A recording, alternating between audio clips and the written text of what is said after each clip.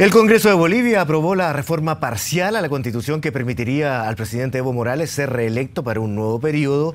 Actualmente el mandatario altiplánico vive su segunda reelección a cargo del Palacio Quemado. Tanto en sectores del oficialismo como de la oposición de nuestro país plantean que el jefe de Estado estaría ocupando con fines políticos el reciente fallo de la Corte Internacional de Justicia. Bueno, queremos ahondar respecto a estas percepciones, opiniones en este tema, y para eso recibimos a la académica de la Universidad de Chile, Paz Millet. ¿Cómo estás? Muchas gracias por conversar con nosotros. Gracias a usted. Hay mucha gente que entiende poco, en realidad, de lo que pueda significar una reelección de un presidente de un país vecino, más allá de verlo raro por la fecha, hasta el 2025, de acuerdo a los criterios que nosotros tenemos al respecto. Pero ¿qué pasa en Bolivia en este momento que podría ser posible? Todavía no lo es. Va a haber un referéndum, pero que podría ser posible. Para entender lo que pasa ahora hay que entender cómo llegó Evo al poder. Evo llegó siendo el primer presidente que después de mucho tiempo fue elegido en las urnas y no necesitó la aprobación del Congreso. Desde su inicio tuvo una clara aprobación, ¿no es cierto? Un claro respaldo, una legitimidad, y significó la llegada, ¿no es cierto?, de los movimientos sociales y del sector indígena al poder, para el desarrollo de una idea de una revolución, una refundación del Estado boliviano que él ha venido desarrollando durante todo este proceso acompañado de los movimientos sociales y que lo llevó el 2009 a una nueva constitución que le dio espacio para la reelección, y ahora lo que se está sometiendo es una posibilidad de una nueva reelección que se sometería a referéndum. Ahora, en relación a eso, del por qué el Congreso y cuál es la mayoría con que cuenta, y ligarlo un poco con las declaraciones de algunos parlamentarios en Chile, señalando que Bolivia se está convirtiendo en una pequeña Venezuela. Se ha hablado respecto a Venezuela que está muy cooptada todas las instituciones, desde los organismos electorales, judiciales, etcétera. ¿Pasa lo mismo en Bolivia, donde, al contrario de la crisis económica que vive Venezuela, se ha tenido un boom importante de desarrollo? Bueno, sí. Bolivia lo que ha hecho es que en esta refundación ha generado toda una nueva institucionalidad. Ya no se habla de 3 poderes del Estado, se habla de 4 con un poder electoral. Todo este proceso lo ha desarrollado acompañado por elecciones, sometiéndose a referéndum, ¿no es cierto? Tiene una mayoría bastante consolidada en el Congreso y en los distintos aparatos del Estado, porque a la par de su llegada al poder, también hay una crisis muy profunda en los partidos políticos tradicionales. La oposición está totalmente fragmentada. Entonces, él, como fuerza política, ha ido consolidando cada vez una proyección mayor, entendiendo, como lo decía García Linera hace muy poco, que el tema no es el MAS, porque el MAS es el único partido con proyección nacional en este momento de Bolivia. Pero ¿por qué llegan a una nueva reelección? Porque se dan cuenta que más allá de masista, la sociedad boliviana hoy es evista. Es Evo el que tiene consolidado el respaldo en torno a su persona. Ahora, esta inclinación latinoamericana por asegurarnos un gobierno con estos líderes carismáticos que de tanto en tanto no es nuevo, aparecen en nuestro continente. Exactamente. Él genera... Lo que pasa es que él es muy interesante como figura. Es la proyección de un líder, ¿no es cierto?, social, de un líder cocalero, que va adquiriendo fuerza de a poco con las más grandes movilizaciones que han ocurrido en el último tiempo en Bolivia. Primero fue la crisis del agua y después la crisis del gas, en que estuvo fundamentalmente también involucrado nuestro país, ¿no es cierto? Cuando en la crisis que saca a Goñi del poder y que hay una crisis humanitaria muy fuerte, él está acusado de crímenes de lesa humanidad, grandes reivindicaciones decían ni una molécula de gas por Chile. Y esa reivindicación, mucha gente no se acuerda, la encabezaba precisamente Morales cuando era líder cocalero.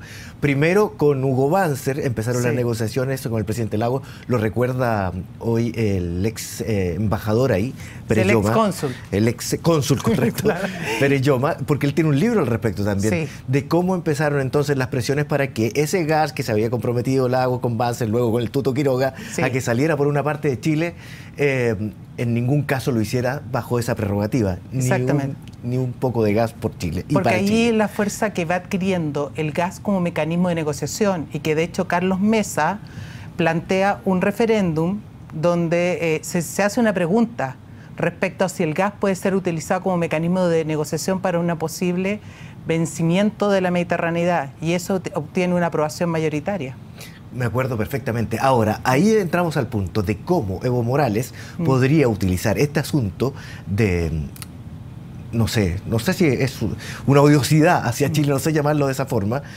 En ese entonces ya y ahora con el fallo de La Haya para permitirle réditos políticos. Sí, porque eso ha tenido una continuidad, de alguna manera, y dice mucha relación con las palabras que él dice después del fallo el otro día, ¿no es cierto? Él está amparado por una constitución en que hay un artículo que dice que el derecho a una salida soberana al mar es imprescriptible y irrenunciable. Y él, cuando habla el otro día después del fallo, le dice a la población, este es un triunfo de los movimientos sociales, agradece a los movimientos sociales y dice, esto es una lucha en que nosotros no vamos a claudicar. O sea, diciendo, esta es una lucha que llevo desde antes de llegar al poder y voy a continuar en esto es irrenunciable. Él lo ha utilizado permanentemente como un elemento de su lucha durante toda su gestión, el tema de la relación con Chile, ¿no? Ahora, eso también abre otro escenario para nosotros de aquí al 2025 eventualmente, sí. Claro. Y es tener que relacionarnos con Bolivia, la Bolivia de Evo Morales, independiente de que lleguemos, lo decíamos en la editorial en el día de ayer, de que lleguemos a ganar efectivamente en La Haya, lo que significaría que no se acepta la demanda boliviana, porque de ganar no ganamos nada. Claro, lo que pasa es que esto es un tema que es permanente. Nosotros permanentemente vamos a ser vecinos de Bolivia. Y aquí lo que hay que entender es que más allá del fallo y de lo que aquí se haya expresado en la demanda, lo que Evo rescata es que cuando él dice, aquí hay una demanda jurídica pero también emotiva. Esto es un tema que traspasa a toda la sociedad boliviana, sentir que con la pérdida del territorio que se perdió con Chile y el acceso soberano al mar, se perdió una cualidad esencial en su identidad como nación, que es la cualidad marítima. Evo lo rescata. Entonces, y después queda amparado por la Constitución diciendo, esta lucha no vamos a renunciar. Ahora, esa sensibilidad no solamente interna, sí, ha logrado instalarla también en el escenario internacional. Y quedamos como los tipos fríos, duros, incapaces de sentarnos en una mesa de negociación, aunque algunos articulistas señalan hoy día que precisamente los argumentos de Bolivia, el que hemos hecho tantos intentos por una negociación, sí, demuestran lo contrario.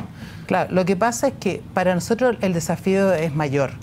Porque sin duda Bolivia, de la perspectiva del país enclaustrado, y si uno ve los libros que se han generado en torno a esta reivindicación, y el libro de Mar, cuando se cumplieron los 100 años del tratado durante la gestión de Mesa, dan cuenta de eso. Ellos plantean, nosotros hemos perdido no solamente, bueno, esta cualidad, hemos perdido, se ha visto afectado nuestro desarrollo humano, se ha visto afectado, ¿no es cierto?, económico, los niveles económicos. Nosotros perdimos lo que ahora Chile habla, el sueldo de Chile, porque los territorios que antes eran bolivianos están nuestra mayor riqueza de cobre. El cobre, claro, que en ese momento nadie tenía idea. Nadie tenía idea. Entonces ellos lo plantean desde esa perspectiva y dicen todos los costos que han tenido que asumir por lo que ha significado. Y cuando van hacia la comunidad internacional con ese discurso, efectivamente generan simpatía. Más allá de que la estrategia usada por Bolivia ante la Corte Internacional de Justicia de La Haya genera cierto resquemor a nivel internacional. Por la posibilidad de que bajo ese argumento se puedan reabrir las discusiones por límite que están repartidas por todo el globo. Exactamente. Sí, pero es que nos quedan pocos minutos, pero no puedo dejar de preguntarte respecto a la misma Corte Internacional de La Haya y los escenarios que se nos abran, porque todavía es difuso lo que pueda decidir en relación a este juicio, y muchos ya están viendo una posible acción de Perú nuevamente ante el mismo tribunal, como para asegurar el famoso triángulo terrestre que para ellos quedó pendiente después del último fallo, y evitar así que se pueda negociar ese mismo sector para la entrada de Bolivia al mar. Sí, yo creo que uno de los temas fundamentales ahora que se viene hacia adelante es reforzar los vínculos con Perú. Perú, a lo largo de la historia, ha dicho muchas veces, estoy presente. A partir del Tratado de 29, soy un actor que me tienen que considerar. Y para el triángulo terrestre, muchos analistas peruanos dicen, para Perú es visto como la proyección de un posible interés de Bolivia hacia el Océano Pacífico. Pero también desde esa perspectiva se ve muy difícil, no imposible, pero difícil que Perú plantee lo del triángulo terrestre, porque generaría una complicación mayor en su relación con Chile, sobre todo en el actual contexto en que está Perú internamente ahora, que está en plena campaña electoral y con Humala bastante complicado por algunas acusaciones que hay contra su mujer. Sí, él y ella no pasando el 10% de aprobación. Exactamente. Te quiero agradecer por esta conversación. Que esté muy bien, muchas gracias. Gracias a usted.